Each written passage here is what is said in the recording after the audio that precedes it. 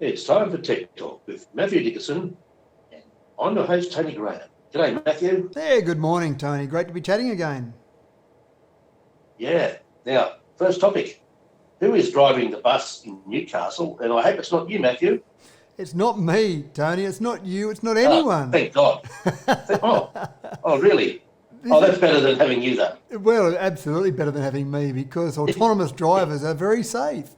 And Newcastle's first driverless bus, in fact, they're talking about this being the nation's first driverless bus, has started welcoming passengers aboard. And so there's passengers getting on. There is someone sitting there in the driver's seat, in inverted commas, but they're not actually doing anything. They're just keeping an eye on things, making people feel safe. And I'm not sure how well you know the Newcastle area, but there's a stretch of section there that goes from Wharf Road along Customs House and along where Nobby's Beach is. So not a very large section, but it's basically doing laps along there and just making sure that people are getting comfortable with the concept. And it's a 3-month trial at this stage, but I suspect that once this goes well, this trial, we'll see more autonomous buses in Newcastle, and then we'll see more autonomous buses, not just in Newcastle, but I think across the nation and in fact across the world. So autonomous driving, it's probably a little way off before we get all our cars to be autonomous, but when you've got something that's got a set route like a bus, then I think we'll see this coming a lot more before we even know it, Tony. And it's a bit eerie getting onto something with no driver and off it goes. Yes, wouldn't it be? I wonder how many people will feel secure with that. Well, I've interviewed a few people that have used it already, and some of them have said, well, I put my location into my phone and it tells me where to go. Yes, sure, I'm driving a vehicle, but effectively this is the same thing, but we've got something that's actually doing the driving for us. So people are feeling pretty safe. And I must admit, people that are getting on it are probably the ones that are going to feel safe and comfortable. People that don't feel safe and comfortable probably aren't going to be interviewed because they're not going to be there near the bus. But I think it just takes a little bit of time, a few people to get on board, just a few people talking about it around barbecues, and next thing you know, it'll be just normal. I guess so. Matthew, can security cameras be used to tell burglars when you're not at home? Now, I know this is a big concern, isn't it? It is a big concern, and they can be.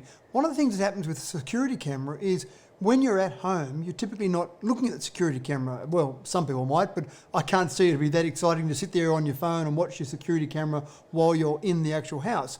And what happens is typically when you're away from the home, that's when you might start checking on the security camera, checking what's happening at home. Maybe some alerts get sent to you from that security camera.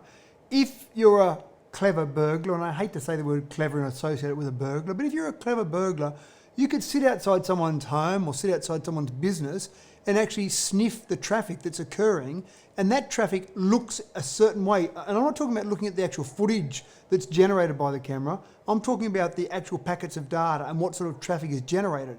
And someone with the correct equipment and the correct know-how could actually realise that now the camera's sending data, sending that bit of footage to someone. That means that probably someone's actually watching it, so that means no one's at home, and away they go. What's a bit interesting here is that you probably wouldn't choose somewhere to break into that's actually got video cameras in there, so it might still be better for the burglars to go and break into somewhere where there's no video cameras. But this is actually quite interesting in terms of you think you've got some security on there, but it might actually be alerting people to the fact that you're not there.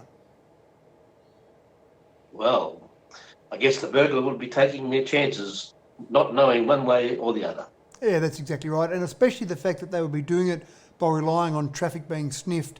That would essentially mean that some way, shape or form, some of that data is going to the cloud. So even if they got in, found the cameras, smashed the cameras, tried to find some sort of DVR there and smashed that, then presumably they'd realise that some data somewhere had probably gone to the cloud. And so that's the great thing about some of the modern security cameras.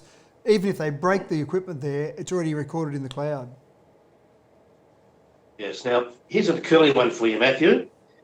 Do you have a legitimate excuse for not lodging your tax return this year? Can I say that I don't like paying tax? Is that a good enough excuse? Well, not really.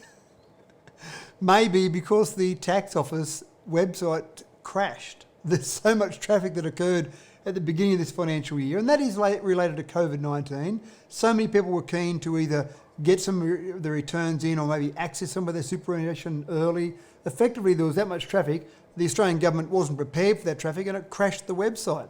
And it's a bit disappointing because we have seen this happen before. And I remember there was that incident with MyGov where it crashed, and the first thing that the minister responsible said was that it was a denial of service attack. We're being attacked, we're under attack. It wasn't a denial of service attack, it was just too many people trying to access the system at the same time.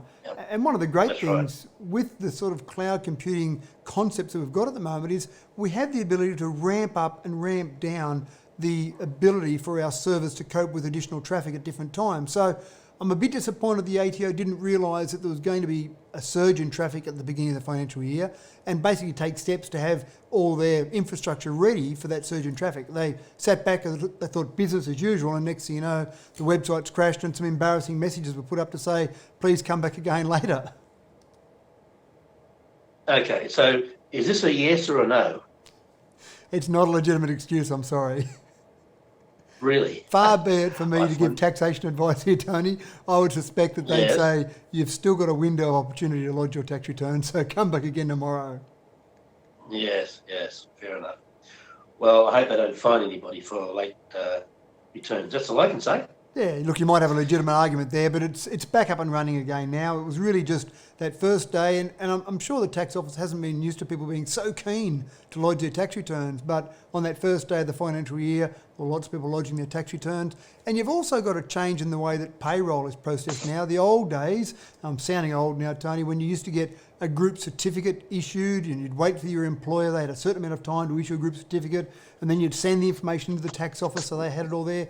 All that's gone now, and effectively all that data is immediately uploaded from employers to the tax office, so they've got it there immediately. So people can lodge their tax returns even earlier now. Yes. And you've been listening to Tech Talk with Mathew Dickerson on Binjang 91.5. I'm your host, Tony Graham. Stay tuned this afternoon at 3:40 p.m. for the next edition, and it's back to the great music and community information on Binjang. Great. Thanks, Tony.